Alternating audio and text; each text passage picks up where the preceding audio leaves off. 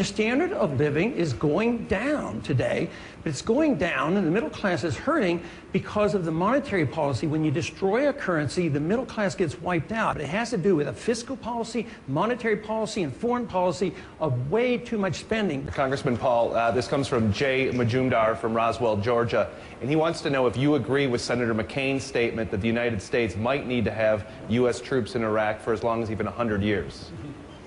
I don't even think they should have gone. So keeping them for 100 years, where's the money going to come from?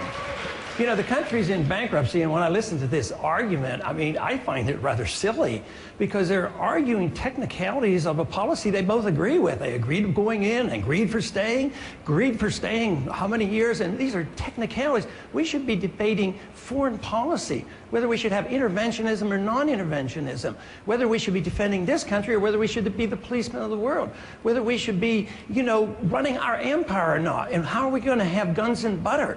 You know, the 70s were horrible because we paid for the guns and butters of the 60s. Now we're doing the same thing, and nobody even seems to care. The dollar is crashing, and you're talking about these technicalities about who said what when.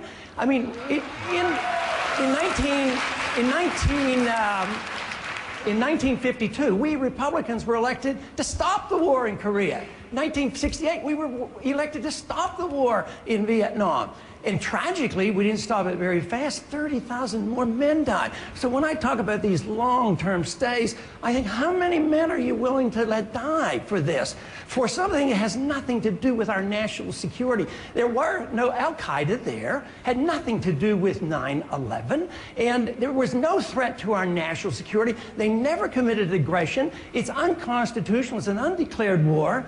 And we have these silly arguments going on about who said what when. I think it's time to debate foreign policy and why we don't follow the Constitution and only go to war with a declaration of war. Governor Huckabee, the idea of a 100-year involvement of the U.S., the idea of a 100-year involvement by Congressman Paul, what makes you capable of being leader both on the economy and the military? The Constitution is very clear that the President's commander-in-chief of the military, but the President's not the commander-in-chief of the economy or of the people. And when we get asked questions like, how are you going to manage the economy? It's a reflection of conventional wisdom, but of a lot of lack of understanding of how the economy works. The President's not supposed to manage and run the economy. The people are supposed to do this. The government's supposed to give them sound money, low taxes, less regulations. The people are supposed to run it. But here we're assuming that the President's supposed to run the economy. We're not supposed to manage it. We're not supposed to manage the people. What role do you think the federal government should have in, I mean, does the federal government, in your opinion, have a role in stimulating the economy? Yes, by lower taxes and less regulations. They could do a whole lot by having sound money where we don't print the money out of thin air. That causes the business cycle. That causes your bubbles. We're always dealing with the symptoms and the disease and never saying, how did this come about? You know, it comes about because we have a Federal Reserve that creates money and credit out of thin air. There's a lot of malinvestment. That's the most important thing to understand about the inflation of the monetary system, is the malinvestment. Then later on, people suffer, and you wipe out a middle class. But it's the evil of it all is the vehicle for financing wars that we shouldn't be in and a welfare state that we shouldn't be doing.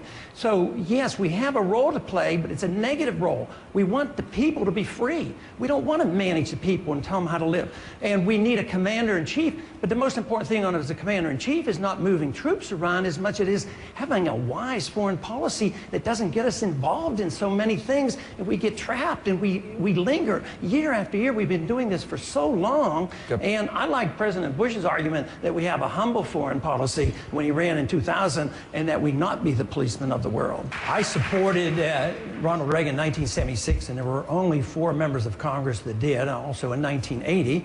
Ronald Reagan came and campaigned for me in 1978. I'm not sure exactly what he would do right now, but I do know that he was very sympathetic to the gold standard, and he told me personally that no great nation that went off the gold standard ever remained great. And he was very, very serious about that. So he had a sound understanding about monetary policy.